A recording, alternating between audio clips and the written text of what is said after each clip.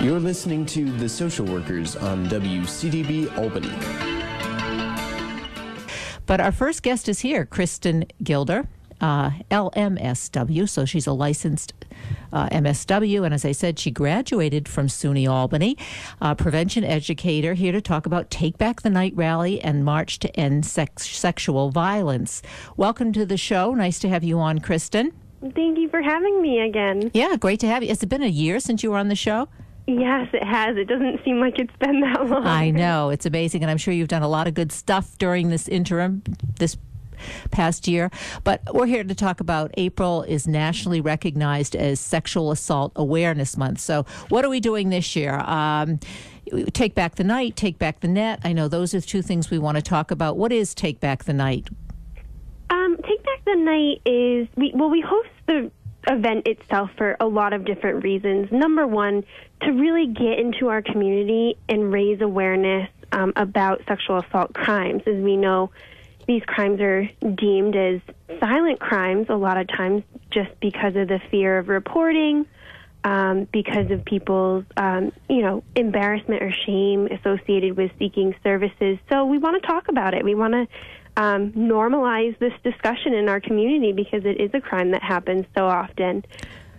So you want people to, those who have been the victims, to be able to come out and to talk about what happened, and either, obviously, that sometimes is involved in the criminal justice system, and they have to testify against those who have perpetrated the crime. So there's a lot to it when you come out as a victim and admit that you've been assaulted. What, Christin, has happened during this past year? Are the statistics, let's say, in the Albany area better or worse in terms of sexual assault? Unfortunately, sexual assault is something that is pervasive in our community, as it is in every community. 1 in 3 women and 1 in 6 males will be a victim of a sexual assault crime during their lifetime, and those being underreported numbers. In the community of Albany itself, we see being, a melting pot here in Albany, a very college-focused city.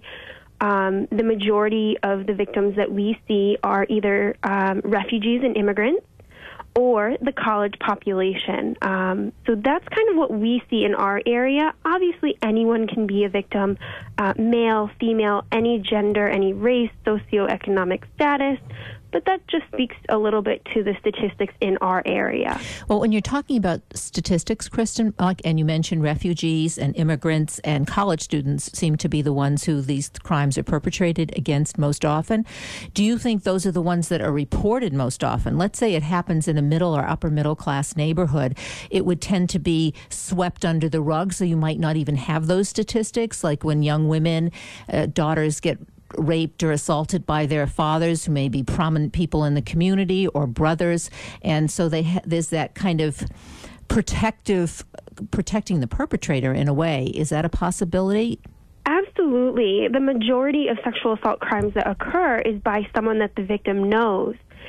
And having said that, a lot of times victims don't want to get their perpetrators in trouble because they have a relationship with that person, whether it's a boyfriend or a girlfriend or a parent, someone that they used to date, an acquaintance, someone within their social network of friends.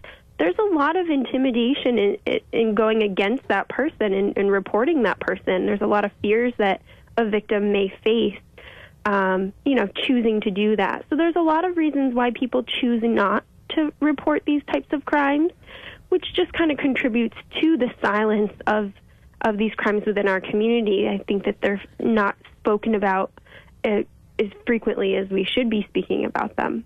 Well, this might seem like a strange question, but what defines the crime? Because, you hear people say, well, he's a date. You've had sex with, I'll give you an example. You've had sex with him before. You've had intercourse with him before. And now all of a sudden you're saying that he's attacking you. It doesn't quite fit the picture.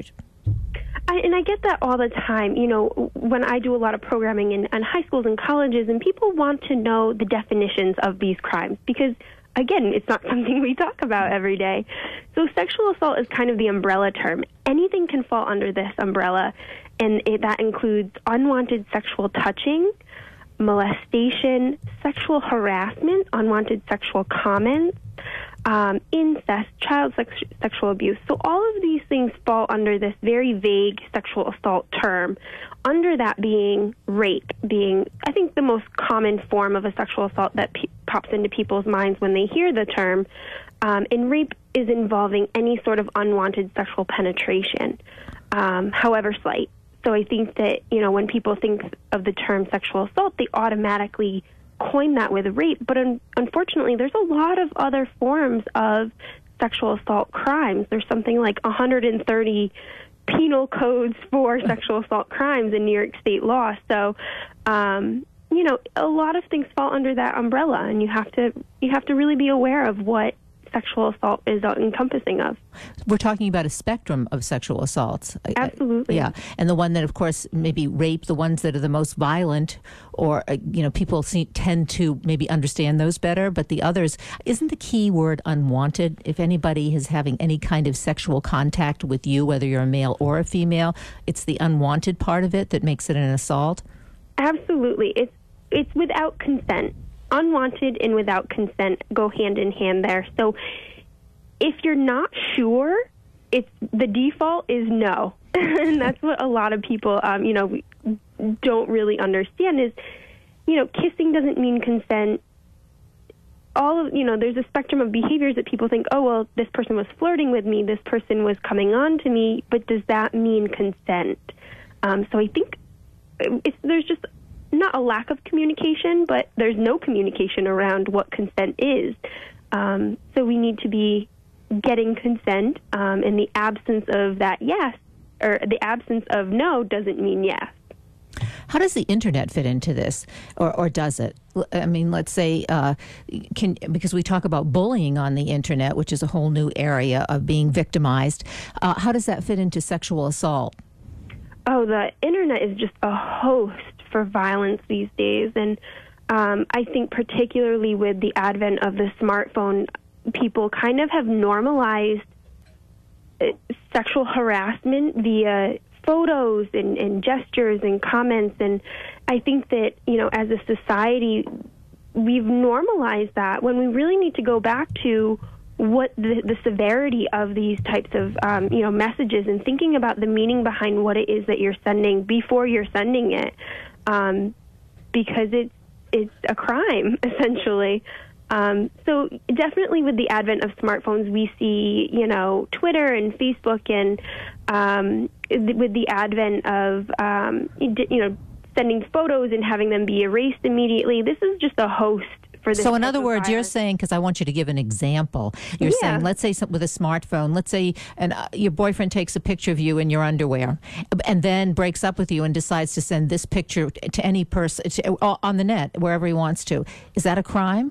Absolutely, because that is unwanted, sexual exploitation of your body.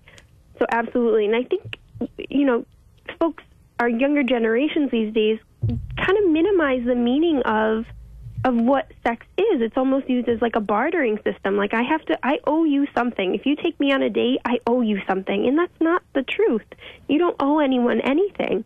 So I just want to get that message out that, your body is your own, and it's yours only, and you have the power to say no.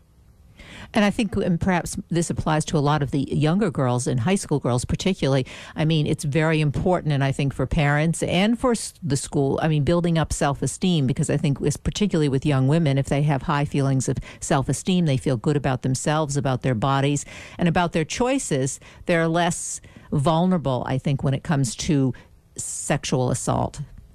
Absolutely. And it all goes back to, teaching our children what a healthy relationship looks like and modeling that for our younger ones. Because that's where it starts. If you have, this picture perfect of what a healthy relationship is, I think we so often talk about what unhealthy relationships look like, that we really need to be promoting the good. So yeah, definitely going along with, the discussions around, what your kids think about their peers and what kinds of relationships are going on at school that they've heard about or they know about. is definitely key in preventing future acts of sexual violence. Well, I think you mentioned something important, Christin, because I think what happens is, or what I see happening, instead of informing students, in this case, or college students, or just young women or young men about what is a good sexual relation, or a good relationship with a partner, we tend to, I think, culturally, do this all or nothing thing. Sex is terrible, sex is bad, never have it. Just say no to sex until you're married, which isn't real to me, this is my opinion. It's not really realistic, and it's not helpful to these young people when they are trying to figure out what is a healthy relationship, sexual relationship with your partner. So I think that's a really important point. What kinds of examples do you give? What do you talk about when you talk about healthy sexual relationships? Well, we start with just the foundations of a healthy relationship in general, respect and trust and, all of those building blocks of what builds a relationship, what creates the foundation of a relationship. And then we get into what are your boundaries? Oftentimes we don't wake up every day and think about what we're okay with and what we're not okay with in regards to our sexual boundaries. So I test them, think about your boundaries now while your boundaries aren't being tested. So when you're in a situation where your boundaries or your limits are being tested, you know how to react. You know what you want and what you don't want, what you're comfortable with, what you're not comfortable with, in order to make those decisions and to be assertive in saying what it is that you want and don't want. So we definitely start there. From there, we talk about healthy sexual relationships. We partner a lot of times with Planned Parenthood in talking about, safe sex and all of those types of things. But really, I drill home consent, and that's what it all comes down to, is if you're having communication with your partner around consent and what they're okay with and what they're not okay with, it should be a happy, healthy relationship. I think that's important. Obviously, that's the good work that you are doing. But we have a couple minutes left, so I want to just get specific about these events, the two events, the Take Back the Night and Take Back the Net. Well, I think we've discussed Take Back the Night. You might tell us the date again. And then what's Take Back the Net? So Take Back the Night this year is going to be at the Sage College of Albany, and the pre-rally starts at 4:30. We're going to have a food truck and a drumming circle, and Beyond Style Hair Salon is going to be doing teal hair extensions and all of that fun stuff. So 4:30 at Sage College of Albany. Now, part of Take Back the Night is we have a survivor speak out, and we have 3 survivors this year who are going to share their story. Now, unfortunately, some people are just at the point in their healing process where they don't feel comfortable publicly speaking out. So we've developed what's called Take Back the Net. And Take Back the Net is a way for folks to email me anonymously a submission, a journal entry, a poem, anything that they want to be shared on our Facebook page, and I'll post it anonymously on our Facebook page. So just another way for survivors and victims to have their voice heard, but anonymously.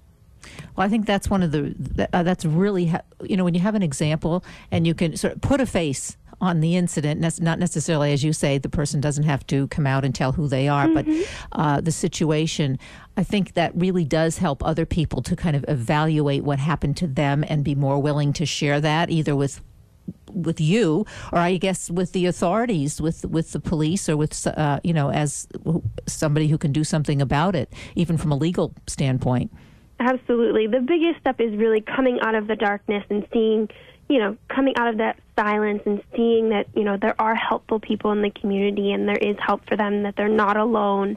So it's a big step, but it's a very empowering step. Tell, listen, and act, you say. So for more information, and couldn't agree with you more, tell, listen, and act. That's what you have to do. Your number where you can be reached is 518-447-7100. That is correct. Yeah, and what about an email address where we can get a hold of you? My email address is my first name, Christin, CHRISTIN, last name Guilder, GUILDER, @albanycounty.com. Great. We'll see you again next year. I'm sure this is the 32nd event. Next year, the 33rd. It's been great talking to you today, Christin. Thanks so much for being on the show. Thanks so much for having me again. Christin Guilder, and she's here in Albany. She's a prevention educator and talking to us about Take Back the Night. She's from the Albany County Crime Victim and Sexual Violence Center. We're going to take a short break right now. I'm Kathryn Zox, your social worker with a microphone, and you're listening to WCDB FM, University at Albany. We'll be back in a minute with our next guest.